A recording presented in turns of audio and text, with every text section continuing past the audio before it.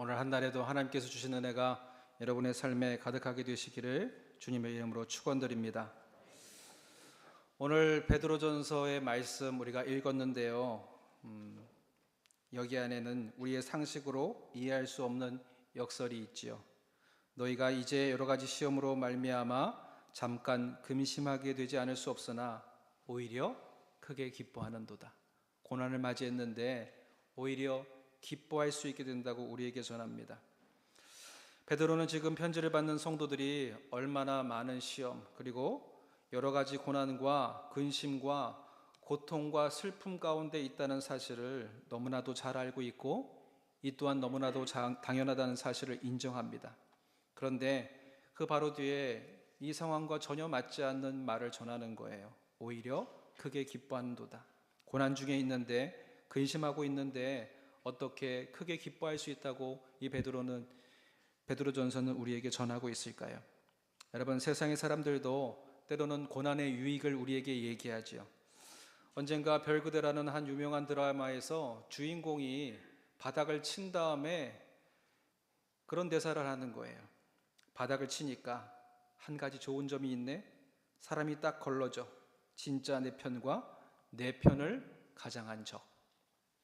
고난이 진짜와 가짜를 걸러내는 필터의 역할을 한다는 거예요.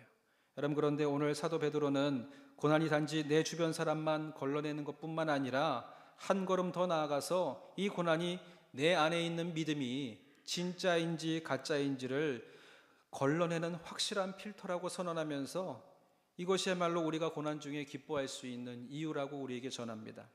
왜냐하면 여러분, 이 고난이 우리를 망하게 하는 사단의 공격인 동시에 우리를 진짜로 만드시려는 하나님의 거룩한 손길이 그 안에 숨겨져 있다는 거예요. 그리고 이 고난이 하나님이 우리를 버리신 증거가 아니라 오히려 우리를 단단하게 하시기 위한 하나님의 손길이라는 증거가 여기에 담겨 있기 때문이라는 거지요. 여러분, 오늘 이 말씀을 통해서 이 고난이라는 거룩한 불이 우리의 신앙을 어떻게 진짜로 만들어가는지 여러분 함께 은혜를 나누며 교훈을 얻고자 합니다. 첫째로 이 고난은 가짜 믿음을 태우는 불이라는 거예요. 고난은 우리의 가짜 믿음을 태워버리는 불이다. 오늘 7절에 보니까 너희 믿음의 확실함은 불로 연단하여도 없어질 금보다 더 귀하다 말씀하세요. 여러분, 여기에서 중요한 말이 뭐냐면 믿음의 확실함이란 말이에요. 이 부분을 원어로 찾아보니까 무슨 뜻이냐면 시험을 통과한 진품, 증명된 품질이 있는 물건. 그러니까 우리가 고난을 통과할 때 우리의 믿음이 시험을 통과하고 난 후에 땅땅 너의 믿음이 진짜이다 증명되고 또 확실하게 진품으로 여겨지는 순간이 그 이후에 우리에게 주어진다는 거예요. 여러분, 금재련소를 한번 상상해 보세요. 용광로의 뜨거운 불이 금을 만들어내는 게 아니에요. 금은 이미 그 안에 있습니다. 단순히 금과 함께 섞여 있던 모든 것들을 다 태워버리고 걸러내는 과정이라는 거예요.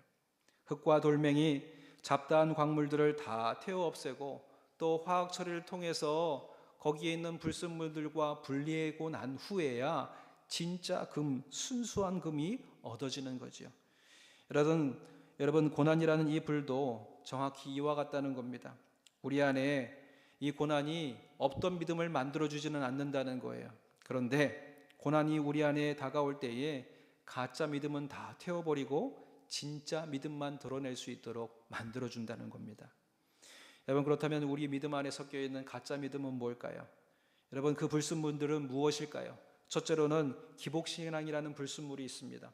하나님, 제가 주일 성수하고 11조 열심히 드리고 봉사할 테니까 제 사업 잘 되게 해주세요. 그리고 제가 20일 동안 40일 동안 금식하고 기도하면서 결단할 테니까 40일 딱 끝나는 순간에 하나님 내 기도 들어주세요. 우리 자녀 잘 되게 해주시고 좋은 학교 가게 해주세요. 여러분, 이게 정말 신앙이 있는 것 같고 하나님을 사랑하는 것 같은데 진짜 마음은 뭐냐면 하나님을 내 성공의 수단으로 이용하고자 하는 연약함이 여기에 있다는 거예요.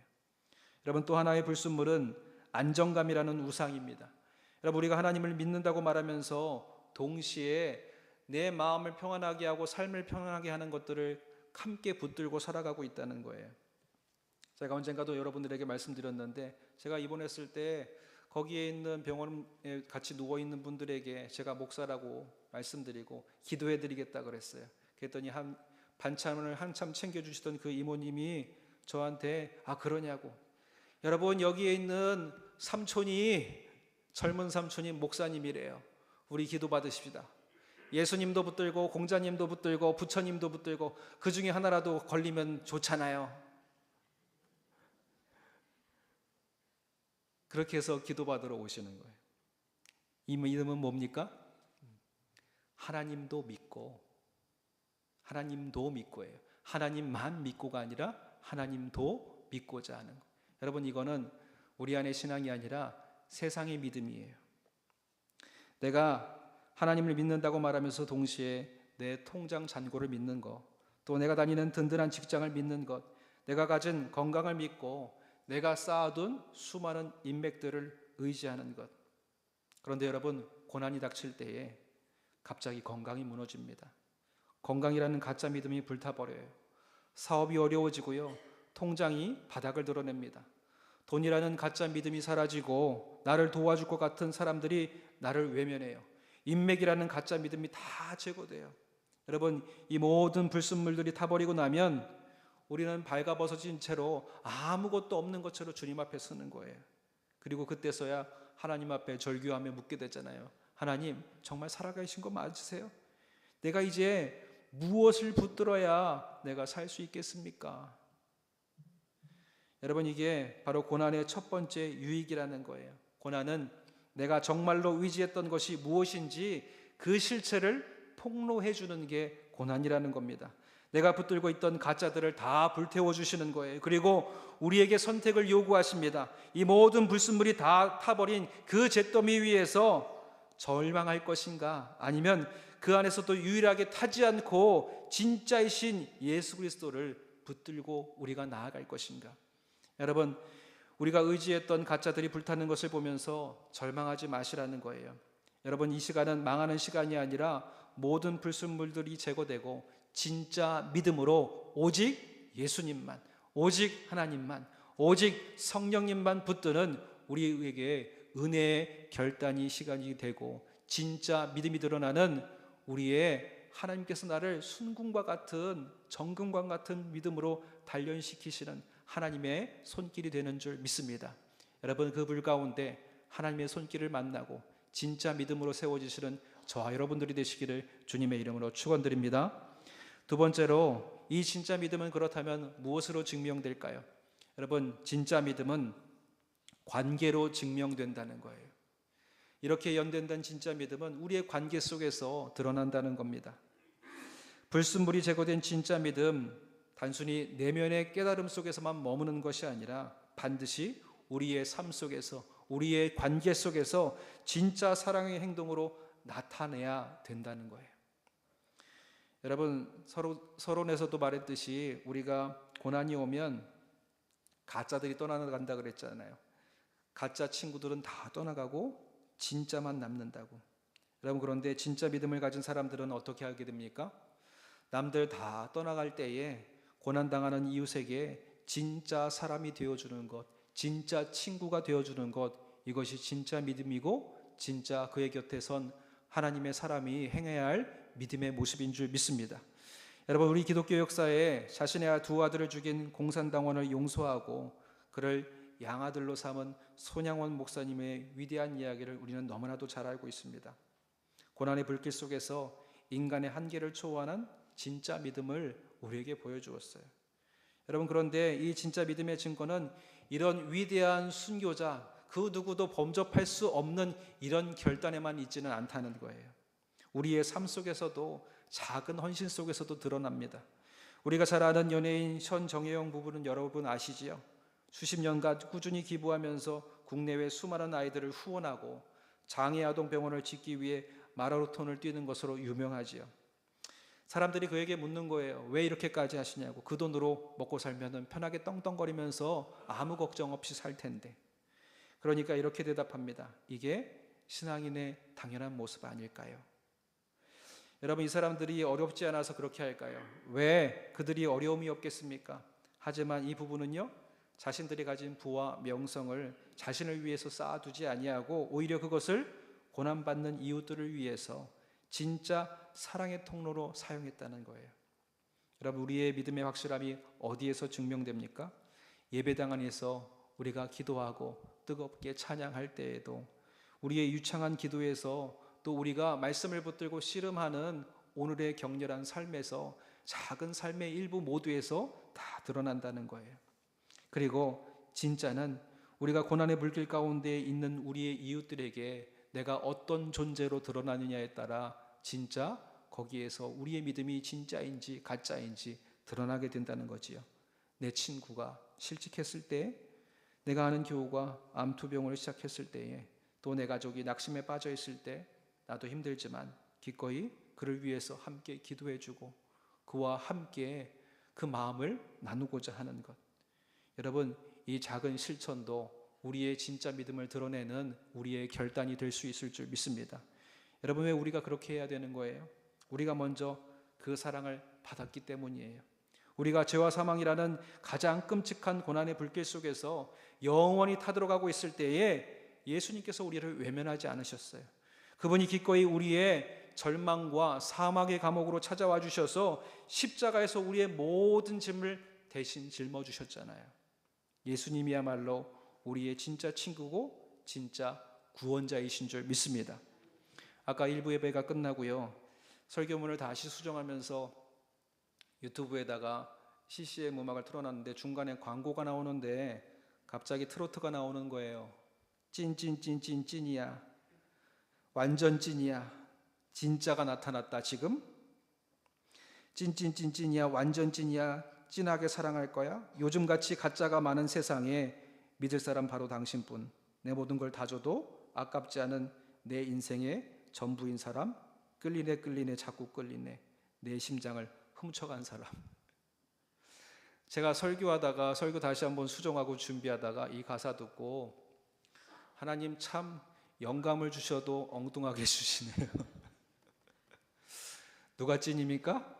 우리 예수님이 찐인 줄 믿습니다.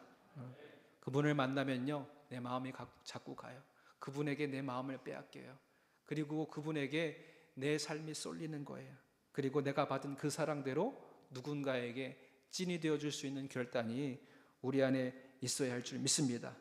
예수님의 찐 사랑을 경험한 사람이라면 우리도 고난받는 이웃에게 그 사랑을 실천해야 된다는 거예요. 그리고 우리 주변의 고난의 불길 속에 있는 이웃이 누구인지를 돌아볼 수 있는 여유가 우리 안에도 있어야 된다는 거예요. 여러분, 그에게 진짜 사람이 되어주고 여러분을 통해서 누군가에게 찐이 되어줄 때에 여러분을 통해 그 찐 사랑, 예수님을 경험하는 통로가 바로 저와 여러분들이 되시기를 주님의 이름으로 축원드립니다. 마지막으로 진짜 믿음은 진짜 소망을 향하게 된다는 거예요. 우리가 고난을 통해서 가짜들이 불태워지고 이 고난을 통해서 우리의 찐 사랑을 세상을 향해서 드러내게 되고, 그리고 이것을 드러낼 때 우리 진짜 믿음은 진짜 소망을 향해 달려가게 됩니다. 여러분, 이 고난의 진짜 궁극적인 목적이 7절에 이렇게 나타나 있습니다. 예수 그리스도께서 나타나실 때에 칭찬과 영광과 존귀를 얻게 할 것이니라. 아멘. 여러분 믿으십니까? 우리가 고난을 통해서 우리의 모든 불순물들이 제거되고 우리의 진짜 믿음을 드러내고 이 진짜 믿음을 통해서 나에게 찐이 되어주신 예수님의 그 은혜대로 세상에서 드러내고자 할 때에 우리의 이 삶이, 우리가 서로 사랑함으로써 서로를 위해서 섬겨줌으로써 주님이 우리로 하여금 너희가 내 제자인 줄, 세상이 예수님의 제자인 줄을 우리로 알게 하신다 그랬어요. 그리고 이를 통해서 칭찬과 존귀와 영광이, 의의 면류관이 우리 모두의 것이 될 수 있을 줄 믿습니다. 여러분, 고난을 견디고 연단받는 목적, 단순히 이 땅에서 순금과 같은 인격자로 우리가 살아가기 위함이 아니에요. 우리의 시선을 저 하늘로 들고 하늘에서 우리에게 다시 오실 예수님을 바라볼 소망을 우리가 다시 얻게 되는 것입니다. 여러분, 우리가 사는 이 땅에서 겪는 고난은 가짜 소망들을 불태워요. 이 고난만 끝나면 내 사업이 회복될 거야. 이 병만 나으면 다시 행복해질 거야.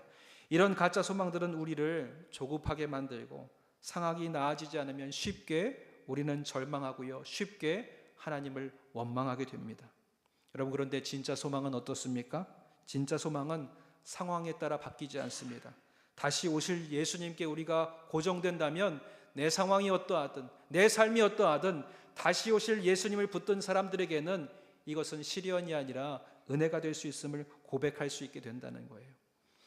여러분, 한 목사님 딸이 독일에 유학하러 이제 가게 됐다는 거예요.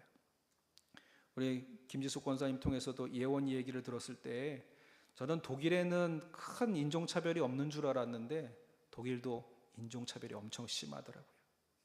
면접을 볼 때에도 또 시험을 볼 때에도 인터뷰를 볼 때마다 이미 이 동양권에 있는 사람들에 대한 비하적인 그들의 태도, 무시하는 태도, 그리고 이런 사람들을 자기의 리그 안에 발들여 놓지 못하게 하고자 하는 저들의 완고함 때문에 너무 힘들고 외롭고 어려웠다는 거예요. 예원이뿐만 아니라 이 목사님 딸도 그랬다고 합니다. 근데 어느 날 아버지의 설교가 떠오르더래요. 아버지가 그렇게 설교 가운데 외치는 하나님, 사실 그 아버지의 교회에 그 믿음대로 살아가는 게 싫어서 한국에서 공부하지 않고 저 독일로 떠났는데 그 고난 중에 하나님 말씀을 읽는데 그 누구도 내 마음 위로해 주지 못하는데 하나님의 말씀이 자기를 붙들어 주더래요. 그리고 그렇게 고백하는 거예요. 내가 거기서 하나님을 만났습니다. 내가 거기서 예수님을 만났습니다. 그리고 나중에 이렇게 고백합니다. 그 고난의 시간이 행복했던 이유는 그 과정을 통해서 내가 좋은 직장을 얻었기 때문이 아니었어요. 제가 그 시간을 통해서 진짜 내 하나님을 만났기 때문에 가장 행복했던 시간이었습니다. 여러분, 고난의 목적은 우리로 하여금 단순히 더 좋은 것 주시기 위함이 아니라 진짜 가장 좋으신 하나님을 만나게 우리를 인도하시는 목적이 여기 있는 줄 믿습니다. 고난을 통해서 누구를 만나는 것? 하나님을 만나게 되는 것이 가장 큰 축복이고 가장 큰 기쁨이라는 거예요. 여러분, 오늘 우리의 기쁨은 고난이 사라져서 오는 기쁨이 아니라 고난 중에도 진짜 소망이신 예수님을 만날 때에, 예수님을 붙들 때에 우리에게 주시는 은혜와 기쁨이라는 겁니다. 여러분, 그래서 이 고난은 잠깐이라는 거예요. 하나님이 주실 영원한 영광에 비하면 이 땅에서 겪는 근심은 잠깐이 되고 또한 지나가게 된다는 겁니다.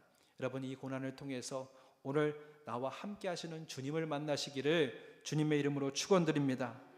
사랑하는 성도 여러분, 고난은 불이에요. 그러나 그 불은 우리를 파괴하는 심판의 불이 아니라 우리를 거룩하고 진짜로 드러내는 하나님의 은혜의 불이라는 겁니다. 그리고 이 불을 통해서 우리의 믿음이 이웃을 향한 진짜 사랑으로 드러나게 되고요, 이 불이 우리의 눈을 들어서 진짜 소망, 세상에 좋은 것을 뛰어넘는 하나님을 만나고 성령님을 만나고 우리 예수님을 만나게 되는 온전한 기쁨을 우리에게 주신다는 겁니다. 그래서 오늘 우리는요, 고난 중에 근심하나 오히려 크게 기뻐할 수 있습니다. 여러분, 이 믿음은 불타 없어질 이 세상의 금보다 비교할 수 없이 더 큰 기쁨이 되기 때문입니다. 여러분, 오늘 여러 가지 시험의 불 가운데 통과하고 계시는지요? 오늘 제 설교 가운데 어떤 분들은 이런 마음의 물음이 있는 분들도 계실 거예요. 목사님, 고난의 유익은 알겠는데 고난 참 힘들어요. 지금 너무 힘들어요. 당장 이 불이 꺼졌으면 좋겠어요. 이 불을 견디기가 너무 어려워요. 여러분, 여기에 이 물음에 우리가 이 고난을 기뻐해야 할 마지막 이유가 숨겨져 있습니다. 여러분, 오늘 우리는요, 그 고난의 불길 속을 혼자 걷지 않는다는 거예요.